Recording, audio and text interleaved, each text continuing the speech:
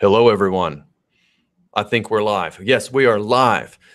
Thank you all very much. I think there are 13 people waiting on us, 15 people watching now. I got to mute myself. Thank you all for joining us on our penultimate. I just like saying the word penultimate. I've been saying it all day long. This is our penultimate evening for Red Rooster Golden Age Indiegogo campaign. It's been 28 and a half days of excellence. It feels like you just started. It feels like we were just on with the kickoff. It does. So you guys have just heard from my guest this evening, Ben Hennessy Henderson, wrestler of Gators, founder and editor-in-chief of Cautionary Comics. Hello. And gentleman extraordinaire. How are you, Ben? I am good, man. I am good. I want to celebrate Red Rooster. I am a proud member of Order of the Dawn. So, I got to be here to support. Well, thank you very much for joining us. Hopefully we'll have a couple more guests pop in. I threw this link out to a few people. So if you guys are listening, I'm going to send reminders and peer pressure some people here. So see if we can't get maybe a couple other mystery people just to stop in. So Ben, these things go by really, really fast. How did it go for you? How was your experience? Did it just fly by? Was it hard work? It was hard work for me. It was a lot of hard work. It was a lot of surprises for me. I guess I really wasn't sure what to expect or the response or the people we'd meet and talk to, but it's just been, I don't know, it was a great experience for me. And now, are you keeping yours up as a store? We have basically about 24 hours to decide what we're going to do with it. So they give you a couple of options. You have three options, essentially. You can end your campaign in Right. totem, or you can extend the length of your campaign by a few days, or I think up to 30 more days, or you can leave it open as a storefront. And that's what I did. You left it open as a store. How long was your campaign? It was like 40 days, 45 days. I think I extended for a week, and then I just left it up as a storefront. But I took down all the special campaign stuff, like the coin and the special cover and all that stuff, because I wanted that to be special. Now it's just a normal storefront and an LC, local comic book store bundle. Is up there. Oh, okay. So you're offering essentially just the book. Yes. And then a bundle. A bundle, basically at cost for comic book stores that want to buy 10 or more. Okay, I think that's awesome. Yeah. Well, Comic Artist Pro Secrets just went live, so there goes all of our. There goes everyone. Did you hear the vacuum? I did. I felt it. I don't hear the vacuum. I feel it like a disturbance in the force. Everybody's like, Ethan just went live, and there goes my stream. A disturbance in the force. I like it. Yeah. A disturbance in the live stream. That's right. Everyone is live, says Sketchy. This is a problem. Well, this is just a little party we're having here the night before we end off our campaign. So we had a smashing day today. I don't know if you've paid much attention to this. Let me refresh this. Bring it up. I haven't. Here. I've been heads down writing a lot. 126,372. I think we've had like a $4,000 day. Wow, dude. Or something like that. This is wild. I didn't expect to have such a big day today, but we did. We're giving away a free sketch. I made a sketch today. You can check that out on my Twitter profile. And if you've backed the campaign between 3 p.m. today and 10 a.m. tomorrow, you are entered to win this Red Rooster drawing. That is awesome. I have one just to let everybody know, and we actually sent it off to get framed. We're getting that back. We'll show everybody soon, but it is awesome. Yeah, I think I sent you my favorite one I did of the month. Ben sent us a very, very nice gift in the mail. Ben is one of my favorite new friends I've met through this movement. Elizabeth and I like Ben very much. We want to meet his wife someday. Oh, yeah. Go hang out at his place. I think that'd be awesome. She's smiling right now. She hears you. Yeah, anytime you guys want to, and we'll have a good time. So answer me this, Ben. How do so many people in our crew have married such beautiful women? How does that happen? How did you do it? Just being smart, just like, being smart and lucky. You know, smart and audacious. I think that also helps. Exactly. Exactly. Yeah. You know, I mean, very fortunate. I think all of us. Well, I think people ask me, well, you know, what do you do? I say swing for the fences and be confident. Do something you're confident at and do it a lot and be industrious and then swing for the fences. And then you'll find somebody will be attracted to you with common interests. Well, absolutely. And I always say, if you don't, in anything, it's not just relationships or business or life, if you don't try for it, you don't get it. If you don't ask, you don't get, go for it. If you want to do something. Yeah, absolutely. It says, Elric says, Mitch, EVS just ended his live stream. It's because, he felt the power of this stream. There was too much testosterone in this one stream alone. And he had to capitulate. Anyway, that's my theory. Well, he is, I'm sure he's a big member of Order of the Dawn too, so we all got the secret ring that vibrated and let us know that we were summoned to this. Yeah. Everybody's welcome. Oh, not everybody. Everybody I sent an invite to is welcome. John, you're welcome. You have the invite. Thank you. Thank you for the congratulations. So everybody's talking about this one thing, and I just want to address it shortly, since it is sort of relevant to what we're doing and what we're doing here on YouTube and what we're doing by striking out on our own as comic book creators. What do you think about this fellow named Jeremy? I don't know him very well. I've watched a couple of his videos. I watch him all the time. You do? What do you think about him getting sucker punched? What's your take? Geesh, man. What our saying with Cautionary Comics and in my signature always is be safe out there for a reason. Everybody needs to watch their back and be safe. But, it just shows that this, cult-like behavior is turning violent, right? It's not just turning violent. It has been for a long time. So people can't keep supporting it and saying, oh, it's a good movement, or, oh, it's, if people are getting hit with bike locks, it's not a good movement. You're not on the right side of history if you're beating innocent people in the back of the head when they're at a tabletop gaming convention. That's the last place that he should feel in peril. It's getting weird out there. That's for sure. It's like it was like a couple of years ago. If you went to see Ben Shapiro speak, you might get punched in the back of the head. Now it's I mean, I think nobody felt too bad when what's his name, floppy haircut guy, Richard Spencer.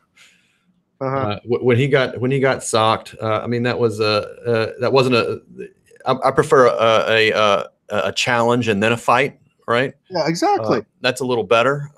But getting sucker punched at gaming conventions, I don't know. This is getting ridiculous. Oh, well, it is, and it just doesn't happen. I mean, things all over the country are different. I'm not sure. Yeah. I don't know. It's hard for me to talk about because he is such a good guy. I've had interactions with him. Whenever everything was happening with Stan Lee, he set up hours and hours of video, bringing attention to it. When things are happening and are unfair in the United Kingdom, things that are happening, people actually being oppressed in Iran, he speaks about it, right? And for him to get beat up, and somebody's like, oh, he got his ass kicked. No, he never did. No, he did not. He got jumped by a punk. That's it. Yeah. He didn't get his ass kicked because he wasn't fighting. He got punked by a little coward that hit him in the back of the head that considers himself a warrior. If it keeps happening, somebody's going to get really hurt really bad. I hope we turn the tide soon and we find peace and come to the center and we all love comic books again. That's what I hope happens. Yeah. I mean, I'm doing this for kids, right? Yeah. I'm doing this for your kids. I'm not doing this to have some fight weirdo political people. Right. Yeah. I mean, these people, that's just mad. And sucker punches are lame. Totally. Only a loser uses it. If you're going to beat a guy, you got to challenge him face to face. And if he doesn't accept your challenge, then you shame him appropriately. And you better have a real beef and it better be legitimate. Yeah, set up boxing. I'm a big proponent of boxing. I like that idea. I like that idea. No, Then with everybody, it's real. You can get you can set it up, and you can have someone officiate, and yeah, and then people can bet. Make it a real sport. Make it a sport. Do it for charity. Nobody's going to get their teeth knocked out. Really. Nobody in the comics book community is going to really concuss. Everybody. The people are going to get tired after a few a round or so. So it's just ridiculous. We all should. It used to be hallowed ground in the comic book shop. At least it was for me and my crew. It was the '80s. Things were kind of rough, but you could always go and hang out at the comic book store, no matter who you were, and have a good time and relax and talk about fun stuff. And that's what we need to get back to for our kids. Someone had a question here that I thought was interesting, and I'm going to let you field it. I got to scroll up to find it, though. Yep. Okay.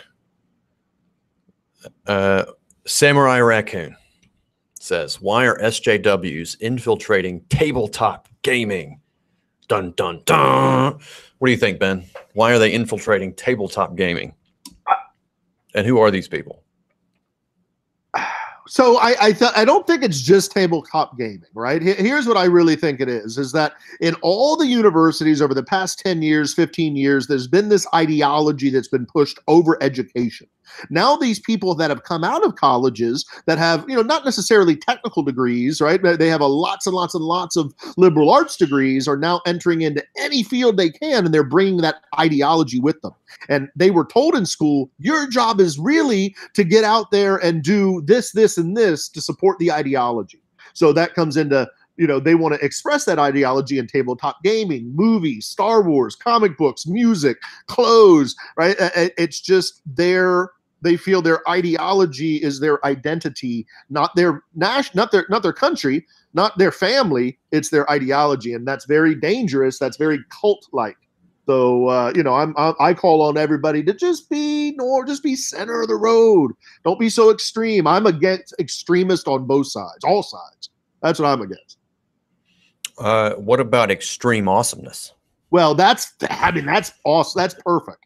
Okay. As an adjective, I like it. As an extremist, as an ideology, I don't.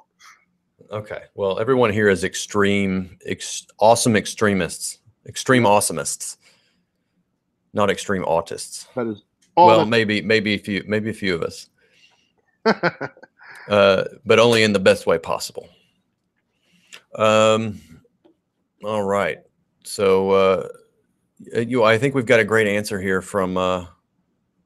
Denali is here. He's always keeping me updated. He says apparently the attacker was a Muay Thai black belt fighter, so that might make it aggravated felony assault.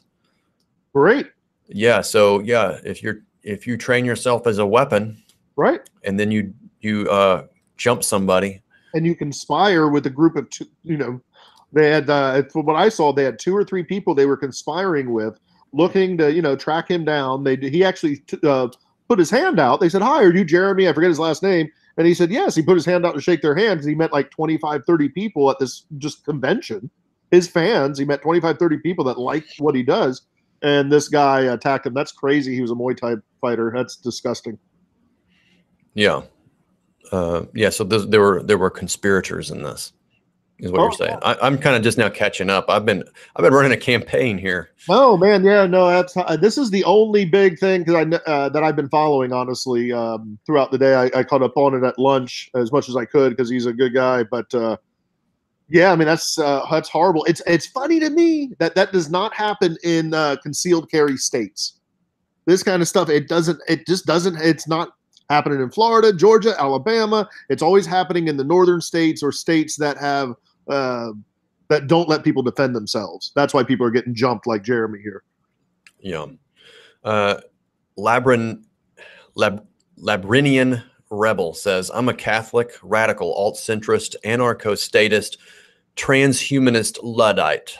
But I don't believe that, because if they were truly a Luddite, perhaps they're non-practicing. If they were a Luddite, they wouldn't be in our chat room. That's true. And then how can you be a transhumanist, which is very, kind of scientific, right? If I understand transhumanism like I think I do, but also be a Luddite because you wouldn't want to have the technology, right? Yeah, I think they're full of it. Are you a religious man? Are you a religious man, Ben?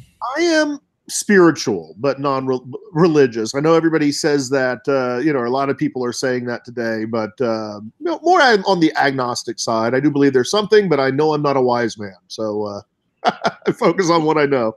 Yeah, I think far too many people just have too much confidence in what they believe they know. That's a wise statement. Yes, they do. Too many people do.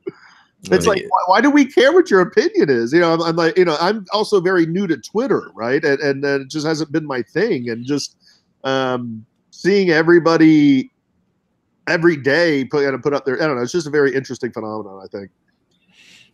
Yeah, absolutely. I know the wiser I believe I get, the further away from wisdom I know I am. So, yeah, that's been my experience. And I'm a person who tries to seek wisdom every day when I'm not drawing comic books. Yeah. I just want to put out good to the world, right? I just want to be on I believe that everybody has you hear this story when you're a kid, this you probably did, Native American story, but, everybody has a dark wolf and a light wolf, right? And there was the story that, a grandson asked his grandfather, grandfather, which one is stronger, the evil or the good? And the grandfather looks at him and says, the wolf that you feed. If you feed the dark wolf, negative stuff, you're fighting all the time, you're going to have a negative life. If you feed the good wolf, that wolf's going to be stronger and you'll have a good life. Focus on the good, basically, is the point. So everyone, and we have 66 people tuning in for Philosophy Hour. I know, it took a weird turn. Yeah. Well, I mean, I just kind of let the chat take me where it wants to go here. I'm down. We can't really talk too much about our business, can we? Nah, probably not. But what I do want to ask you is, what themes, spiritually or thematically, are in Red Rooster? Do you have anything that you are wanting to express overall with Red Rooster? Yeah. So the 40,000 foot view of Red Rooster, this sort of materialized early on. I've told this story before. The Red Rooster has existed in my head and on paper and in sketchbooks for a few years, for about maybe 5 years, as a character who existed in this Dust Bowl era 1930s world. And I could never quite pin him down. Like, I had a few takes that were more silly, like a little too campy and all this stuff. And I couldn't quite nail it all down. And then about maybe 10 months ago or so, probably 10 months ago now, I just kind of I was about to go to bed, and it all just sort of hit me in this epiphany, like the opening sequence, the dynamics of the character arc that he has to go through, and then the other characters that had to spring from that to support this particular character arc. And then also from this sort of almost an epiphany, really, that occurred over like a few minutes or almost right away, because I started talking about it to Elizabeth, and it just I just kept adding to it as I was talking about it, and she humored me. But part of that was this, the Order of the Dawn thing, right? Where he's a mantle. It's a mantle that's born by Frank Cooper and then passed from one generation to the next. And out of that came this deeper mission that Frank Cooper isn't quite aware of yet. But the Red Roosters of years past were formed, risen, and maintained to fight an ancient evil. And what could be the worst of evils except for something that was something from our primal past that is maybe a deviation from sorry, I'm getting really kind of off here, but the 40,000 foot view is it's the struggle between what I consider mankind's most ancient, pernicious, and malevolent evils that almost isn't humanistic. It's not humanistic at all. It's the anti-humanism. It's that which seeks to demean, destroy, to enslave, to bind, to put into bondage, to captivate, in many, many different forms, from shackles to mental slavery, right? financial slavery or whatever it is, that which seeks to captivate. And then the Order of the Dawn, the Red Rooster and his allies are there to free humanity. They're like the unseen hand that that seeks to keep mankind free and liberated. And that's the 40,000 foot view of what I'm trying to achieve here.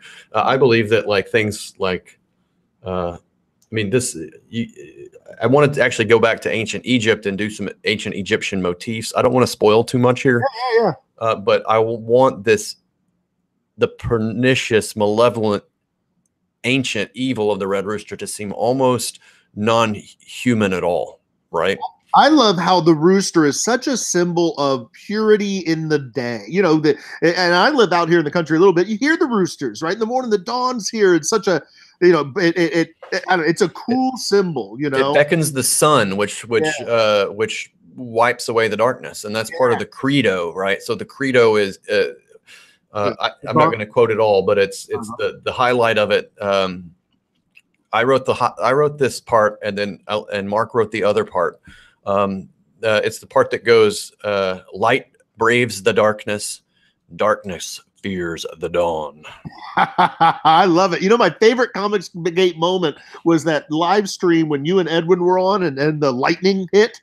Oh, yeah. You remember that? Right after he said that, he goes, the darkness fears the dawn. Your house sucked. Yeah, it was like, it sent chills up my spine. I was like, whoa. I wasn't talking on it. I was watching y'all, but I was like, oh, that was a cool moment.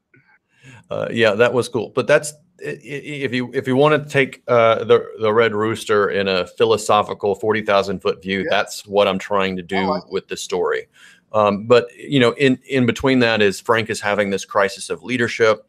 He's somewhat unprepared to fight this enemy he doesn't quite know about, right? He was I would call, I don't want to spoil too much, but he's not in a position where he can do this, and he doesn't quite know what he's getting into.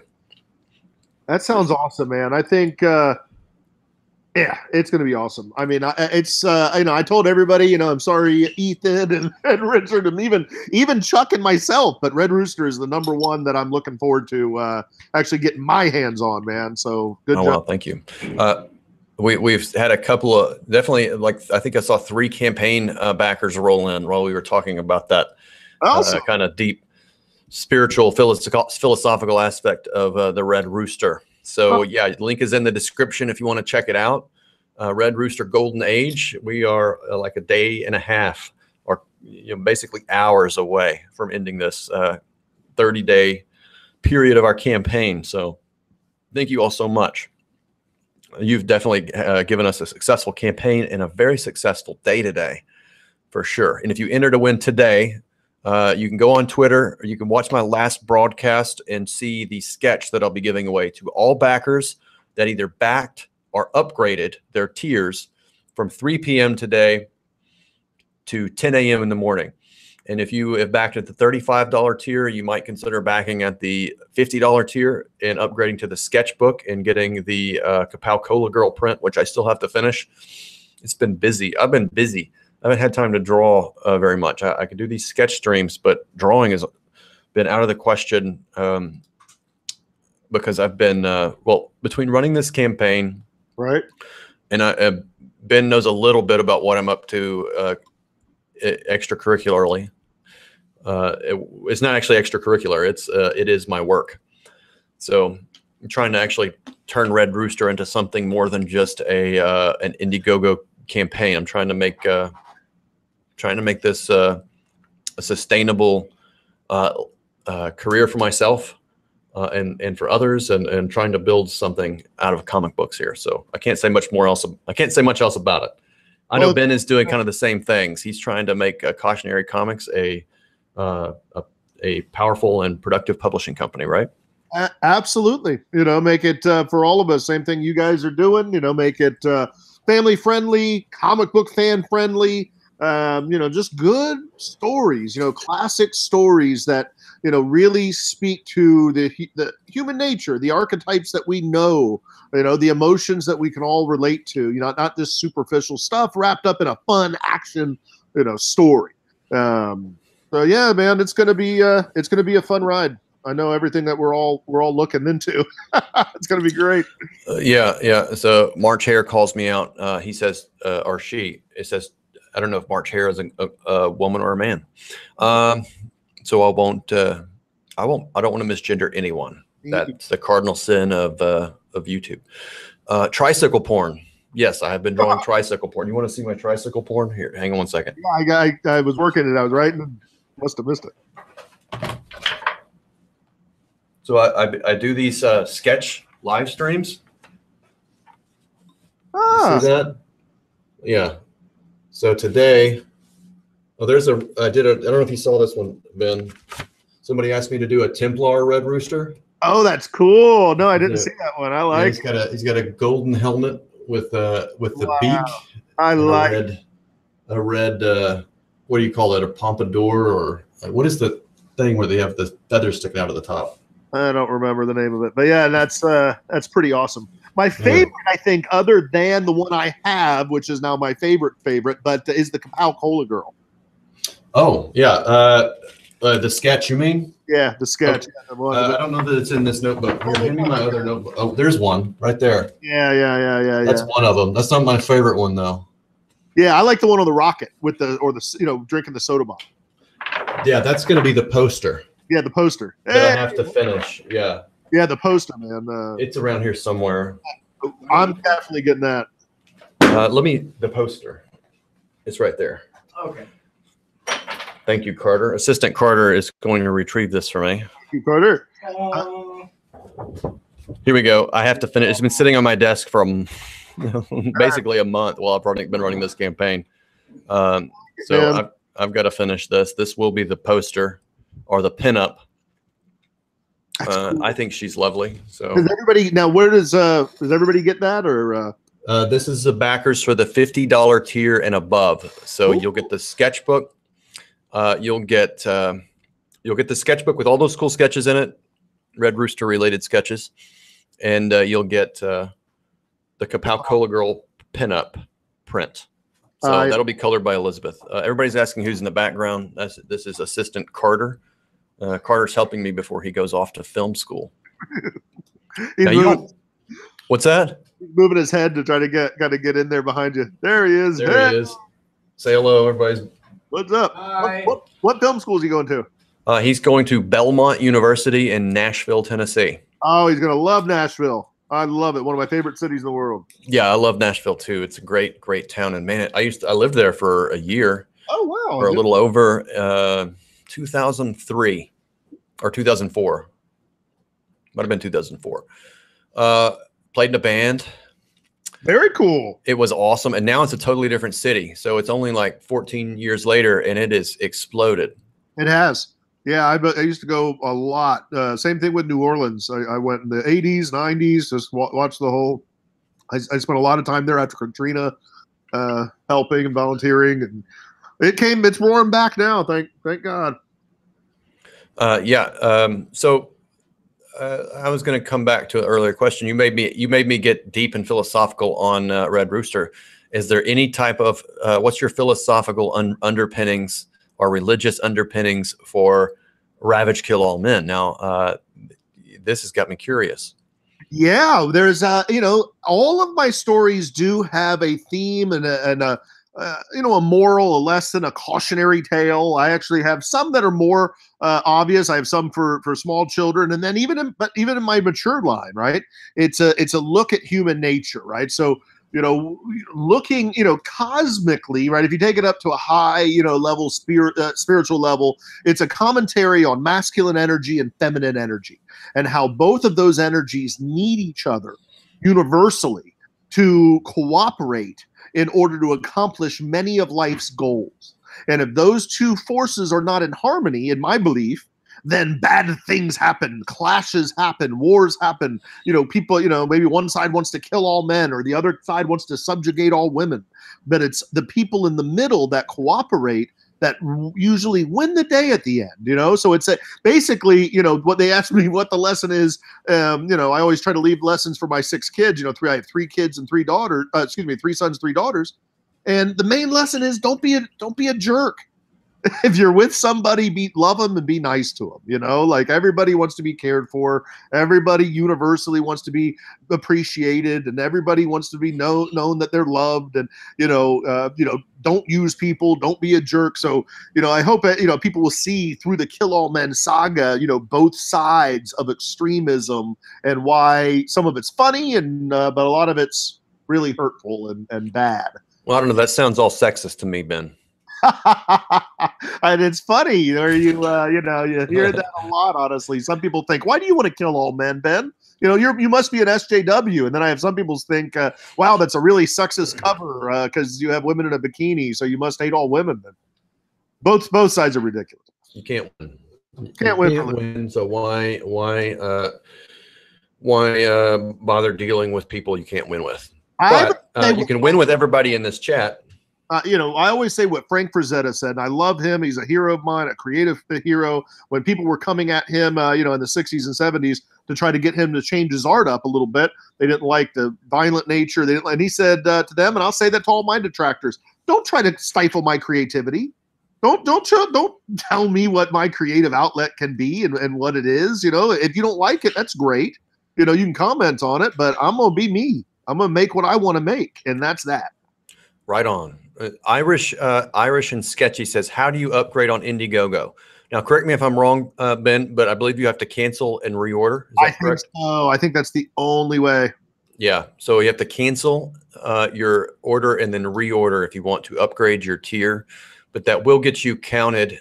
You will be counted amongst the many and entered into the raffle that has occurred between 3 o'clock today and 10 a.m. Central Time tomorrow. So you will be entered to win the raffle for the drawing. Did you see the drawing I did? Let me see.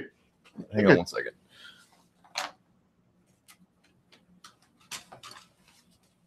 All right. Wow. Get this up here. That's beautiful. That's the raffle for today?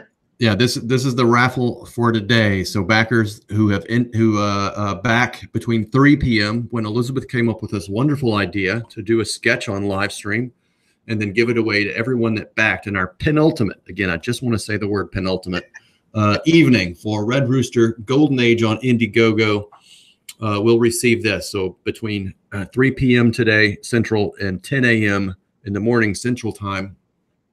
Then Carter, my assistant Carter, is going to come in and he's going to print out everybody's names and cut them up and put them into a we'll put it into a chicken hat.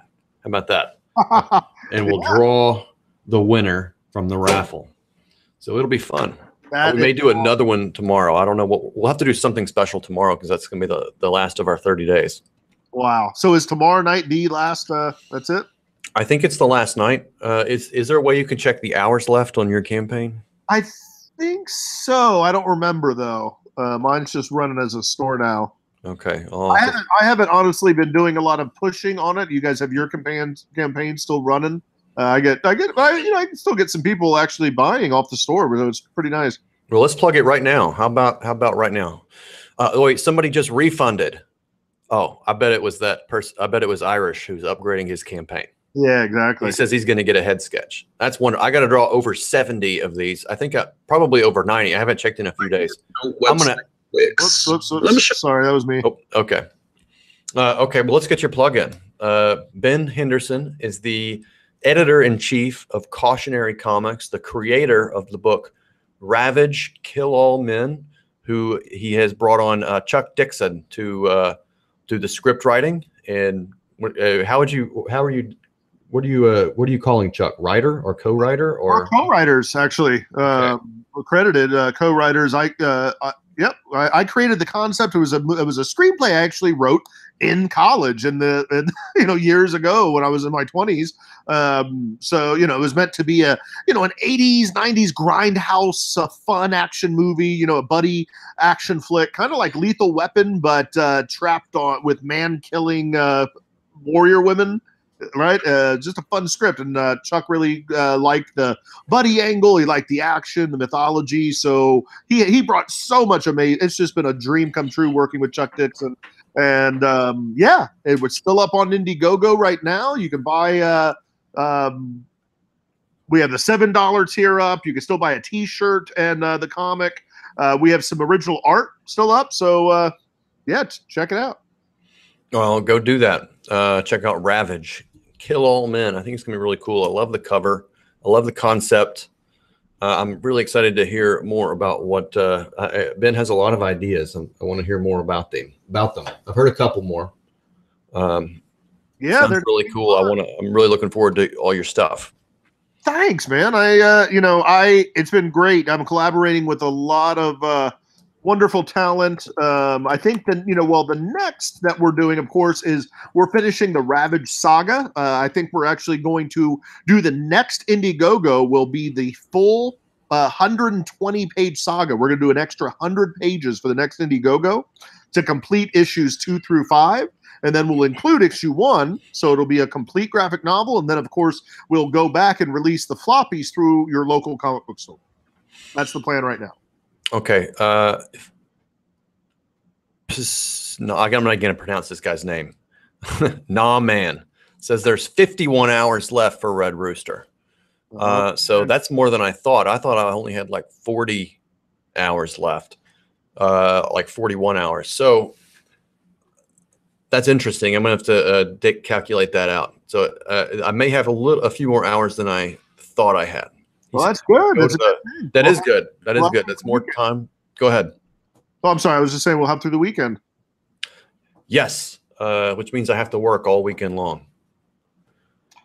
That is which is pretty much the norm for me, I guess.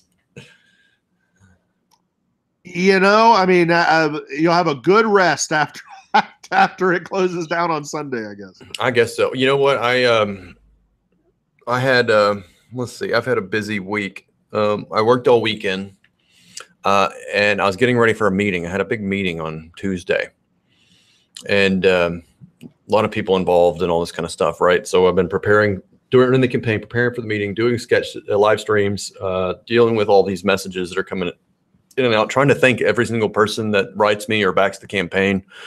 And that's been like I haven't been sleeping a full night for a while. Started kind of getting a little ill on Monday, and I just like pushed on through Tuesday to the meeting, pretended like I was 100%. And then on Wednesday morning, I woke up, stumbled around. Elizabeth's like, "Are you feeling okay?" And I'm like, "I'm feeling fine. I'm feeling fine." And then I shower, and then I'm like, "I'm going to bed." Wow. And then I'm not going to work today. I feel like garbage. So we both stayed home. I slept the entire day. I felt like crap. Like, I think just the exhaustion had finally caught up with me. Oh, yeah. No, I hear you. Yeah. I think I was fighting off for a few days. I've been fighting off a sinus infection thing. Nobody wants to hear about that. That's gross. Nobody wants to hear about people being sick. But I was fighting through it because I knew I had all this stuff coming up, and the campaign was ending, and I had been running so hard for so many weeks now. It just finally took its toll. And I literally was probably only awake for 3 hours that whole day. Man. And I felt awful. When I wasn't sleeping, I felt just like garbage. But I woke up today feeling pretty much back to normal. So I think I just needed the rest. Yeah, I mean, everybody's really pushing themselves right now. I know that. To get the books out. Jimbo's just plugging away on our book. We'll definitely hit our deadline. Good stuff. Yeah, there's a season for everything, isn't there? Yeah, exactly. And there's a season to campaign. And then there's a season to draw. Then there's a season to package and ship and deliver. Yep. And then you repeat it all, I guess. Pretty much. I mean, I'm while Jimbo's doing all his stuff, me and Chuck have, putting the finer touches on the rest of the issues from a writing perspective, and then we'll get those right over to him. It's basically, it's an assembly line process at this point. Then it goes to Jimbo, then it goes to colors, get the letters done, then goes off to the printers, and we ship. So how do you plan to fulfill your obligations here? Do you have a fulfillment service, or are you going to do this out of your garage, or what's the deal? No, we're taking it out of the profits. We're having a fulfillment service. So basically what we're doing is we have some shirts, we have some posters that'll already be printed at our fulfillment company. The shirts will arrive there. We're paying them to package up, the shirts, the items, and then they'll do all the shipping for us. So all I got to do is send them the final file, and that's it. Okay. Well, maybe I should look into that because I think at this point we might be able to afford it. I hear it's very, very expensive. It is. I mean, we're not going to have a lot of profit after that. That's for sure.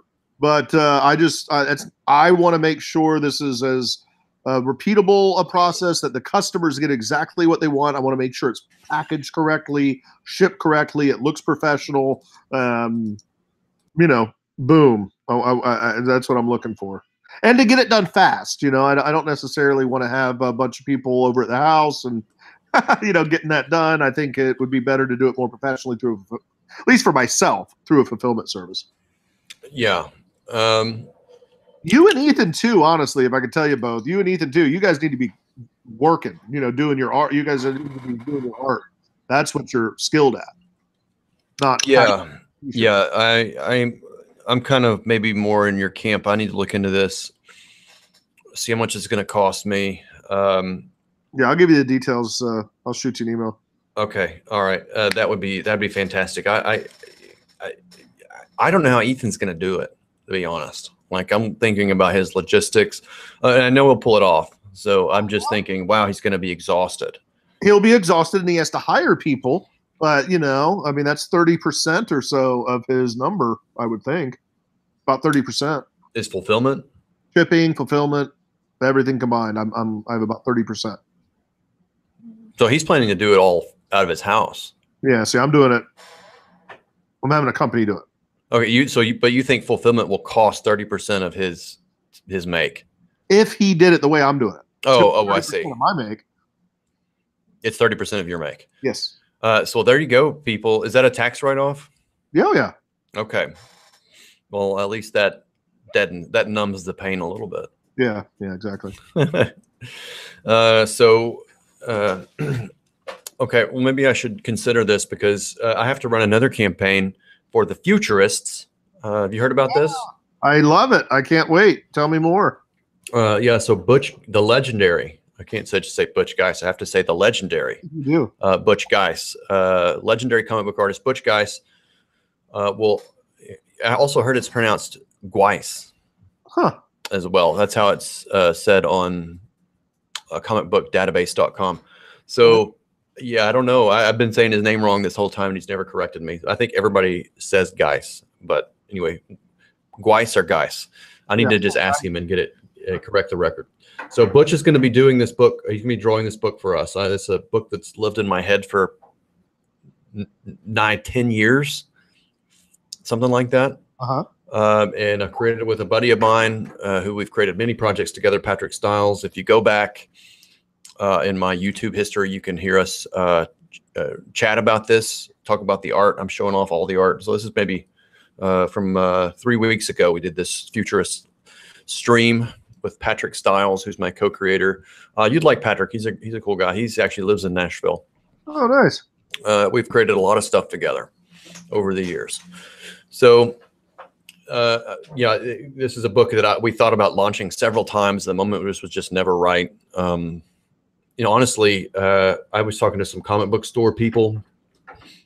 I'm happy that Butch is drawing it, frankly. I think sometimes it's time to sometimes you just have to and probably about this, Ben, sometimes you have to let your babies, you have to give your babies up a little bit. You have to put it in somebody else's hands and just say, hey, that guy, now I could realize this vision, but this is a better fit. Well, that's what I'm doing a lot of, right? I have all these stories, I like where they're at. I have in a shared universe and a shared mythology, right? And then these legends that I love so much, I'm lucky enough to have them collaborate with me, work with me, and I give it to them. I want to see. They're adding so much that what Chuck has brought to Ravage, I love it. It makes me even more excited. And, I have more of those I'm going to be announcing soon. I know, I already told you, but great stuff coming up. Yeah, Alpha Pronto says, am I still designing the characters? Yeah, all that stuff's out there. So actually, I enjoy this part quite a bit. Creating the worlds, creating the narrative, creating these characters, and then designing them. And then I did a bunch of concept art for this book. It's all out there. It's all out there on the internet for you to indulge in. One of these days, I'm going to make an art book. So he's just going to we're going to be writing a script for Butch. He's going to be taking my designs and putting his own little spin on them, but it will be the book that I envisioned, just with better art in it than I could deliver, I think. No, but not at all, dude. Come on. But I mean, you're awesome, but I understand your point. I mean, you get a whole new perspective on your world, artistically, and that's very exciting. I don't know. It is for me. I love it. I think it's going to be amazing. And Elizabeth has colored Butch before on Winter Soldier and on Captain America, and that was some beautiful work. So I think that's going to be an exciting pair, I think. Yeah, and that's awesome. You guys have some great stuff coming up. Everybody's saying that Ethan's going to get eaten up by New Jersey taxes. Yeah. Well, that's what you get. Yeah. Our taxes aren't super low here in Arkansas either. For a southern state, it's kind of a higher tax state. Well, we have nothing. State Florida. In Florida, we have no state tax. So. Yeah, I should move to Texarkana. Yeah. Where there's no state tax. So Florida too, no state tax. Come on down here. Maybe I should. It is awfully tempting. We got the beach and margaritas. Captain America should team up with the Red Rooster to fight Nazis. All right, Ben. I like that idea. Maybe one day, Marvel. What do you think about this? Speaking of Marvel and licenses and Captain America, IDW. Did you hear about this? IDW is going to be publishing some Marvel titles for kids. Yeah, I heard it. I heard about it. It's going to be an interesting to see how that goes. I'm very interested to see what happens here. Yeah. If more licenses get handed over to IDW for specialty projects, or if I'm very interested to see what happens to Marvel publishing in general over the next 5 years. I think they've got a tough fight ahead of them. What do you think? I think they do. I think they've largely lost their core fan base. They don't know who they want to be anymore from a business perspective. I wonder. I would love to hear what the new mission statement is. Does anybody know what that is for not for Marvel, not for the MCU? I'm talking about for Marvel Comics. Yeah. Do they have a mission statement? I mean, that would be interesting to know. I don't know. I would love to hear that. Like ours is, we will bring you entertainment that provides 4 things: story, character, action, and fun. That's it. That's my mission statement. So, if you want to come right here, create here, those are the kind of stories I'm looking for. If it's a political diatribe, I'm not interested. If it's a weird, preachy War and Peace and space, I'm not interested. You can keep that for yourself. Very funny. Yes, absolutely. I mean, nobody wants a bunch of long-winded bullcrap. Right. Or weddings. You remember in the 90s when the lines were out the door for X-Men #1 and everybody was flipping out? I don't remember I don't know. You got the Marvel weddings and it doesn't seem like that should have been a big event. Maybe I'm wrong, but I don't know as a company if that should have been such a big event for one of their main characters. Yeah. I mean, they were setting it all up for a little bit of a disappointment, but yeah, right. What are you going to do? Yeah, right. Totally. They try something, swing for the fences, but it used to, both of, especially Marvel used to have with the great, the creators that they had back then, an eye on, fun and entertainment and universal storytelling. And that seems to have gone bye-bye. Sana Amanat. Mark C says, Sana Amanat, Marvel Comics is not for boys anymore. I don't know if that's a direct quote, but the quote is fairly similar, right? You've heard of this? Now that is the quote. That is the quote. Okay. Is it a food brand now? I see a lot of food associated with it. Right? Yeah, they're saying it's a lifestyle brand. Well, okay, but other than, I don't know. I don't want to get my food advice from my comic book company. right? Is that really where people are going? You know, it's like we have comics and we do auto repair. I don't know. I do sit around my house and make Galactus burritos. I eagerly await each new episode of Marvel Food Network so I can. You know, I'll be honest. I mean, I have demanded for years for my wife that she makes me the Spider-Man pancakes with my kids. But, well, you know, but other than that, I don't have Marvel food. No, not really. But you see, but seriously, you know, as a brand, to be a lifestyle brand, like, you know, you lose your core mission, you lose your core vision of who you are, right? When you're in a little room and you're creating, right? Now they're in a bigger room and they don't know what to do. So I guess that's it. I guess that is the mission statement. That seems to be what everybody is saying. That the lifestyle brand comment, that's the mission statement. Because if you say, well, Marvel is not a boys toys company anymore, it is a lifestyle brand, that's a pretty clear and loudly announced direction. It's for a your direction, business. but it's not a mission statement. We're going to be a lifestyle brand that does what? We're going to teach you how to make your food and make comic books. Like we're a lifestyle brand that's going now they're going to get into what, clothing? Right? Are they going to tell us how to dress? You know, here's the latest Spidey fashions. Yeah, which that's they don't even really make their own stuff, right? I mean, it's just a Marvel license they sell to other vendors like BioWorld and all these other people. It's silly. It's just I don't understand the direction of the storylines of the company, any of it. So maybe at next Comic-Con they just roll out a fashion line and we have a runway walk, and it's like Marvel's. They hire some frou-frou fancy avant-garde designer. Only if CB models all the clothes. Then I'll go. Maybe it could be for like the like high fashion clothes for foodie. Food Network fanatics, you know, because that's all what the high fashionistas really want is comic book clothing. You know, I mean, like when you go and walk the streets of Paris, they really want, you know, those incredible Hulk boots. I'm like, come on. Like, they don't know. They don't remember who their audience is. They don't know who their customers are. Fundamental business 101. They don't know what they're doing. It feels like they're in a spiral. Honestly, it's sad to watch. But, you know, I just try to focus on the couple of good runs I like at DC and independent comics. You know, I try to ignore all the stuff that'll bring me down, honestly, because you remember the heyday of how great Marvel was. Yeah, I remember. Me too. Pour one out for my homies. Yeah, exactly. The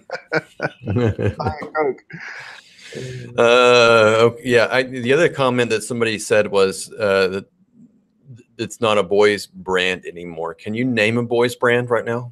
No, I cannot. And they're right. Can you name a girls brand? Can you name a girls brand? Yeah, I mean, yeah, Barbie is still, you know, like that. You know, I forget the Monster High dolls. You know, you know, it's definitely a line. My Little Pony. My Little Pony. But yeah, I don't know. I mean, I don't know. There's nothing new that my three boys have really latched onto. Now, Pokemon, you know, a lot of the manga is still really big. Has some stuff that the boys that I, you know, my niece, my nephews, my sons, but not anything new. I don't know. No, I don't. I don't know why. Can you reveal the ages of your boys? How old are they? Oh yeah, sure. So I have 13, 10, and 2. Right. So my 2-year-old isn't giving me a lot of feedback, but you know, my older other boys are, and they're not like you know, hey, we really want the new Iceman. Hey, we want the wedding issue. We want to be the blue-haired lady or the purple-haired lady in Star Wars. Please buy us that necklace, Dad. You know, I just don't get that. It's the kids, and honestly, Star Wars. No, but none of the younger kids that I talk to, I have a lot of nephews and nieces. They're like, we don't want to go see that. We don't care. Yeah. So Alpha Proto says Mattel isn't really a girls brand. It's a toy brand with. Yeah, I mean, we get it, but like Barbie is basically a brand. Right. Yeah. You know, in G.I. Joe and Transformers. I mean, I guess Power Rangers is a brand, and that's a boys brand. Generally speaking. Yeah. Yeah, I mean, So I mean, that's a. I know that my nephew, who is 5, he loves Power Rangers and dinosaurs. Power Rangers and dinosaurs. dinosaurs, yeah, for sure, classic. So yeah, dinosaur, or just generic dinosaur. That's a boys brand. But girls like dinosaurs too. The GI Joe stuff had all the comics and a lot of stuff had gotten so bad. All my nephews, everybody I talked to, you can look this up. They don't collect GI Joe anymore. They collect World Peace Force. World Peace Force. It's kind of like a generic GI Joe, but they have howitzers. They have all different kind of special operations people, and they just. I mean, isn't that crazy? When you have GI Joe, it's an option, but the kids are like, nah, it's lame now. Really? Yeah. Well, that's fascinating. So they buy World Peace Force. World Peace Force is less expensive. With howitzers. They have howitzers, they have tanks, but it's very much like GI Joe. They have special operations people, armies, so forth. Well, I'm not opposed to world peace. No, me either. Or howitzers. I like both. I'm down. It's not. Were you a Captain Planet man? Something tells me you were not. I remember it. No, but I did love Transformers like crazy. I love GI Joe. That was awesome. Robotech. I loved Robotech. Trying to think back. Yeah, I loved He-Man as a little boy, right? Yeah, 5 to 7. Yep. Voltron. Yeah, I did like some Voltron. That was fun. Yep. Like that one.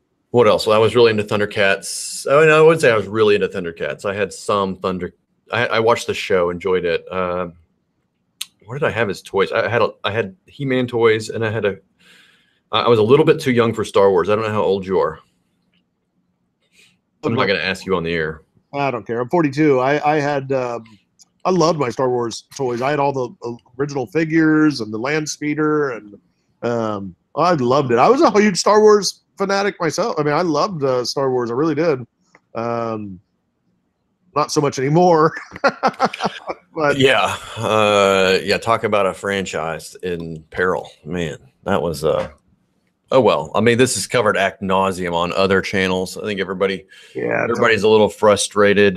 What are you gonna do? I mean, I don't even know how I don't know what the road back is.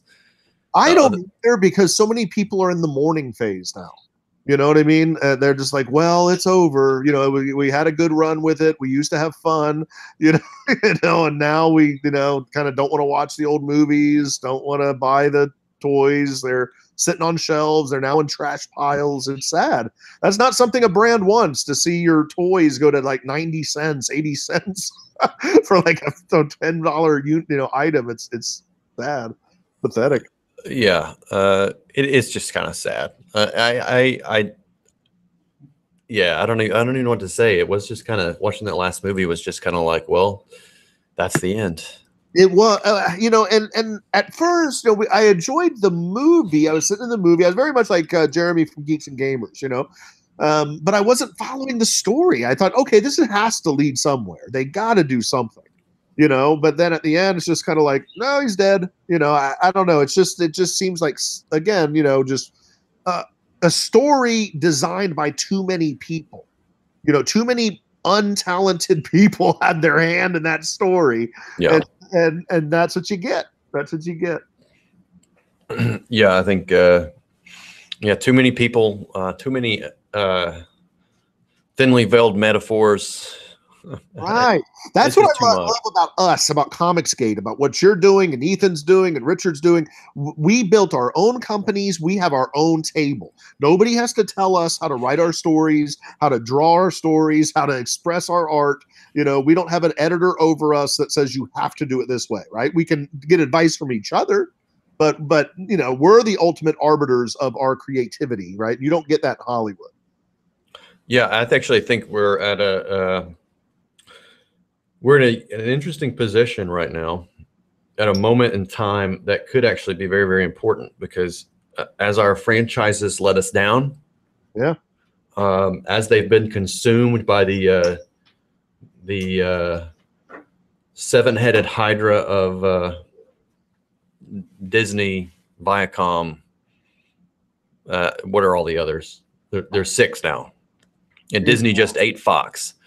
So yeah, basically by Disney in general. These companies get so big, their tentacles grow so large and long that they choke out everything underneath its grasp. We're kind of in a interesting position where we, the rabble on the ground, have this opportunity as people that are somewhat creative, but more than that, we're willing to step out and take a risk to engage the audience one-on-one, become this door-to-door salesman, essentially, of new creative IPs. You know, I love it. You know, we're collaborating, helping each other. We're punk rock. We're rock band. You know, we're garage band talent, right? Artesian entertainment, comic books, right? That you can get. It's a unique story. It's fresh.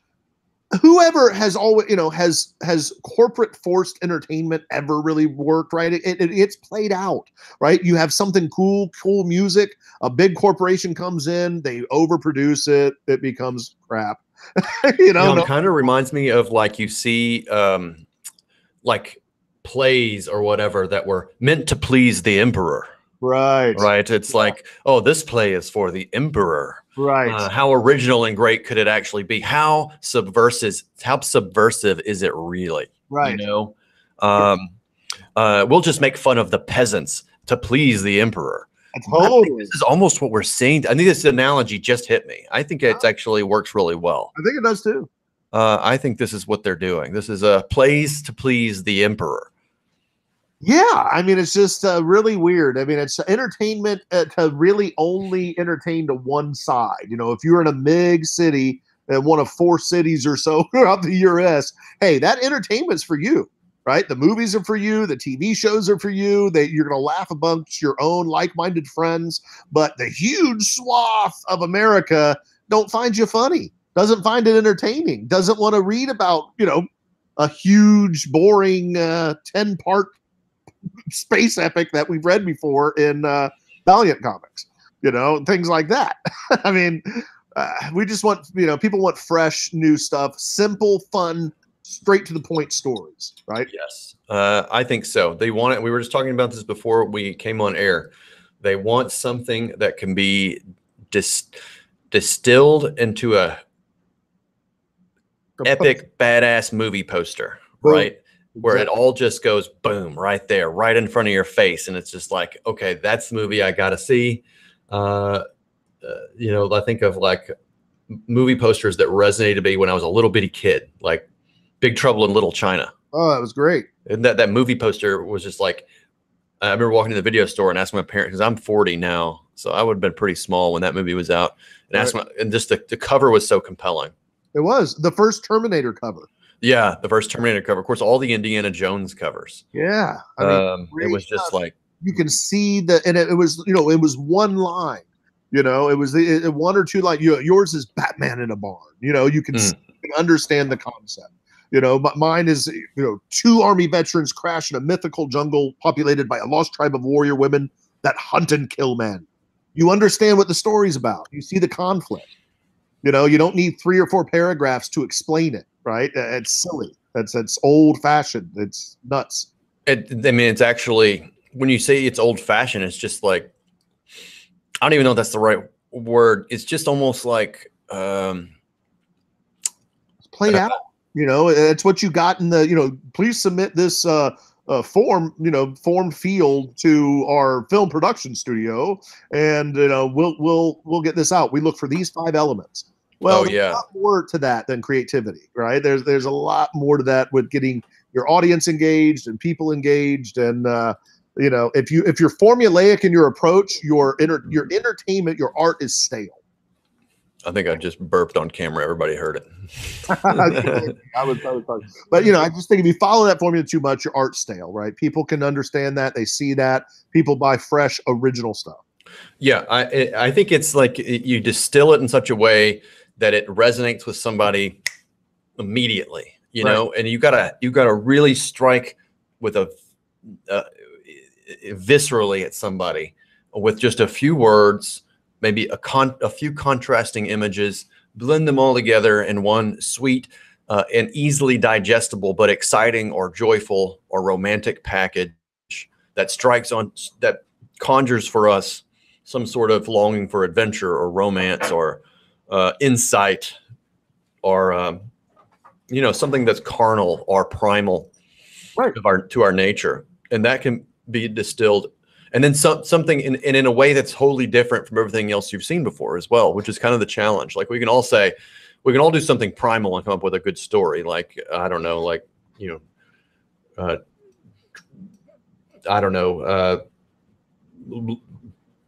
Jim Bob gets evicted from the tribe and runs into a tribe over the hill of headhunters, right? But putting the spin on it that you've never seen before is kind of the fun part. Yeah. Reskinning the game, I guess. Absolutely. You can focus on who the character is. Maybe they're a mute, right? Maybe they can't speak, right? But they have to communicate in such a way to their tribe that what the danger is, right? There's a lot of unique ways you can do that if you focus on story, character, action, and fun, right? And put your character in a tree, throw rocks at that character, right? Have them have a conflict of some kind, and tell because we've been telling stories since ancient times, right? There are archetypes. That's why there's so many similarities in stories, right? But it's your approach, how you approach your stories in your universe and how you interconnect them. That's what's fresh, right? And I think we all have that in Comicsgate. And I think a lot of the other creators, movies and comics, really are getting high on their own supply. They think they're too clever. Everybody wants to watch this courtroom Java I wrote. Hey, did you see the movie Mother or heard about the movie Mother? Just this pretentious, global. Nobody wanted to see that. You're not that smart, guy. What? You wasted $20 million to make a movie for yourself. Yeah, I heard a little bit about it, but I don't bother too much with stuff like that. I don't either. I didn't go see it, but I thought, wow, I wonder how many other filmmakers are out there that wouldn't just make a film for themselves. They want to make a film for the audience, right? A lot of these filmmakers don't have, like you heard, right? The director of The Last Jedi, he said, "Nah, we don't need to think about the audience. We need to think about ourselves." Well, that's not creativity. That's not being an artist. No, that's self-indulgent bullcrap. Right. You're out of your mind. I went to an art school for high school, Duke Ellington School of the Arts. And my teacher said, look, if you're only creating and playing guitar or something for yourself, that's artistic masturbation. Yeah.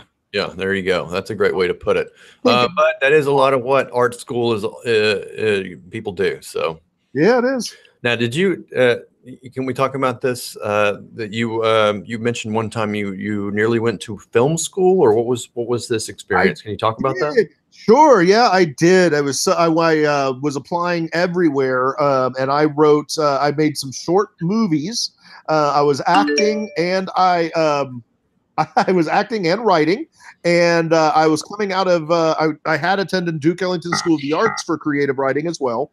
So then I applied for London International Film School, which was freaking awesome. I wanted to do that, but they required a large upfront investment, and we were a military family. We didn't have that kind of cheese, that kind of capital. So I went in the Army myself, and then ended up getting my own college, but I wasn't able to go at that time over to London and attend that film program. So I ended up going into computer science for school, and then a little small event called the Internet really taken off. So I heard about that. You heard about that? Yeah, it was pretty fun back in the early 90s and or late 90s and early 2000s. And I did that. Now I'm in a position where I can do what I love a little bit. And I said, you know what? I'm going to rewrite all of my films into a shared comic book universe and bring in some of the greatest talent that I can get, players to surround myself with and help develop them even more. And boom, Cautionary Comics was born. You heard it here, folks. Ben Henderson was going to go to a fancy London film school. I was, yes. And decided to Michael Mann and Take Fujimoto would have been my peers. Oh wow, really? Yep, okay. I went the same year I got in. So what did you You want to talk about your service just briefly? What did you do in the Army? Logistics. Fort Jackson, South Carolina was basic training. I was mostly databases, computer stuff. I was not like Richard. I didn't go forward, and I got out before 2003. So, my whole tour was pretty much like the movie Stripes. It was just beer and just hanging out and having. No, I mean we did database warehouse work. It wasn't very very fancy, but it enabled me to get some school. Good experience. Sounds like you spent a lot of time in the air conditioning. I did. I was. Hey, that was the one thing about having a technology degree. You are always in a very air conditioned facility. Yeah. I don't know. I had, I was, let's see, after 9/11, I graduated college in 2000 and then moved to New Jersey. And I lived on the Palisades in New Jersey, like right on top. And I lived at the top of 4th-story building with no air conditioning. Wow. And I had, from the stoop of my balcony, a view. I was in a cheap apartment in kind of a cheaper neighborhood, not the cheapest, but not the best either. But from my balcony, I had a view of the entire city, all the way up and down. I could see the whole thing. So I had this $1 million view essentially, but I had to sit on the stoop of my balcony to see it. But yeah, I was there for about 6 months before 9/11 happened, right? Wow. And of course, that's changed the skyline, changed my view. It was I'll never forget it. Yeah.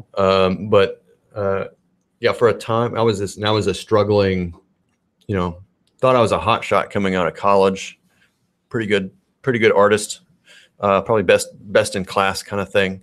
Right. Yeah. And thought, well, I'll break into comic books. That's what I've always wanted to do. So I've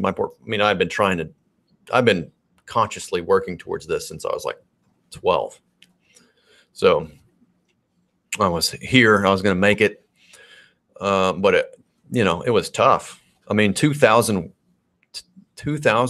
was a tough time for comics. You remember that? It was like you were still, it busted just a few short years before, and things didn't really start recovering till like 2003, 2004, 2005.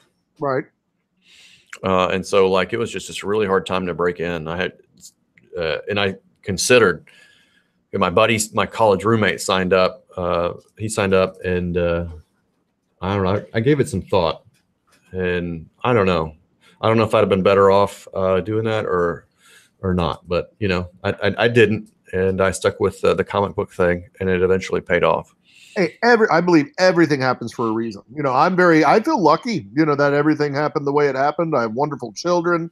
I've had a wonderful life. I've traveled for 20 years as a technologist all over the globe, really on my own accord. Been pretty awesome. So I'm happy. Hey, you did Captain America, man. That's awesome. Nobody, can never take that. That's legendary. Well, yeah. That's I didn't appreciate it as much when I was doing it. I did. I was really, really enthusiastic. But now looking back, I think, well, yeah, that was pretty cool. Yeah, I did achieve a dream. I think achieving a dream is important. It is. And now I'm working on my other dream, which was to create my own characters and my own books, and to hang out with cool people that I enjoyed hanging out with, and that also liked to create. So in my when I was when I was a teenager, really, and a preteen and teenager, I have this. We're going to talk about fantasies, and not the weird kind. Right. So no porn. You have this, like, you fantasize about what you'll be as an adult. Like, that's normal. And so for me, it was like, how cool would it be to work in Jim Lee's studio, right? At Wildstorm, amongst all these cool artists. And I just had this vision that everybody in comics, they lived in, San Diego or New York or wherever, Florida, and they would have a studio and work together, and it was all this, everybody was having a great time, and then you'd play video games over lunch, and then you'd draw comics all night and talk about new story ideas. I just thought that would be the bomb. Yeah. And that literally was like my fantasy. So it doesn't work that way. It doesn't work that way in real life. You know, you're working from home, you're freelance, everybody's freelance. And you know, you're working for Marvel. I knew I wanted to create my own stuff. I wanted to do what these kind of image guys were doing. I wanted to go out there and have my own books and maybe have my own company and you know, just surround myself with the coolest, hippest people I knew. So what I'm doing right now is that's what I'm doing right now. I'm living out that fantasy. I had to manifest it in my own way. Had to go to Marvel. I knew I had to go to Marvel or DC and establish, you know, a credibility. Right. Yeah. Better hone my talents, hone my skills, become a better storyteller. So I spent years kind of honing my storytelling craft, learning about business. I had to learn about business along the way. Right. It's very important, right? You don't want to. You can't just be. You got to wear a lot of hats in this business. Yeah, including wide-brimmed ones like Ben Henderson. That's why I wear it. Got the big hat. Time for the big boy hat. The big boy business hat. Big boy business hat. So yeah, it is very amazing, you know, and accomplishing, you know, it's something to be said. Nobody can ever take that, you know. I mean, that's kind of what I'm doing too. I said I'm gonna make my own comic. It's gonna happen. I'm gonna have my floppy in my hand, you know, now. And, you know, I'm almost there. Jimbo's almost done. We're almost to print. That's going to be a big day for me. You know, I did just get in my original Graham Nolan cover for my comic Ravage Kill All Men, which is a big day for me. You know, I take all these little victories and chalk them up, you know? Yeah. So when do you expect your first delivery? You know, I'm expecting in 30 to 45 days, you know, maybe mid September. We're doing it. You know, we want the quality to be there. It's his bet. We're wrapping up now. We're getting some things done, but yeah, we want the quality to be there. We're getting it out as fast as possible though. That's very exciting. Somebody asked me, said I should auction off or give away my first book that I get in. And I'm like thinking, well, they're going to come on a pallet in several crates. There's going to be thousands of these books, literally just thousands, and more backers are rolling in as I do this. So that's more books. But I'm thinking I'm going to open up that first book and I'm probably going to smell it. Did you do that? Do you smell your comics? They smell the pulpy smell. Oh, I'm going to open it up and I'm going to take a big sniff of the spine of that book and remember it forever. Yeah. And think, well, that's how my first comic book smelled, that I made all on my own and did myself and sold thousands of. That's awesome, man. And I'm going to remember that smell forever. And I don't think I'm going to give that book away. The first book I crack open, I'm probably going to go and put it next to my bedside table and keep it there for a while. I'm going to get, I always get stuff framed too. So I'm definitely going to have, you know, I have my covers already framed, the original art versions of them. And then I'm going to definitely have some of my own number ones that I have framed. Yeah, I think I'll do that too. Yeah. That frame it up. Yep. I think that sounds great. I'm kind of, I probably need to get out of here, Ben. All right. And get this, get Carter home. Well, congratulations on the penultimate and ultimate live stream for Red Rooster. Yeah, thank you very much for joining us. We had some competition tonight. I think Cecil was having a live stream, and there was sometime a big showdown with him and Nasser. I guess we'll hear all about this tomorrow. I don't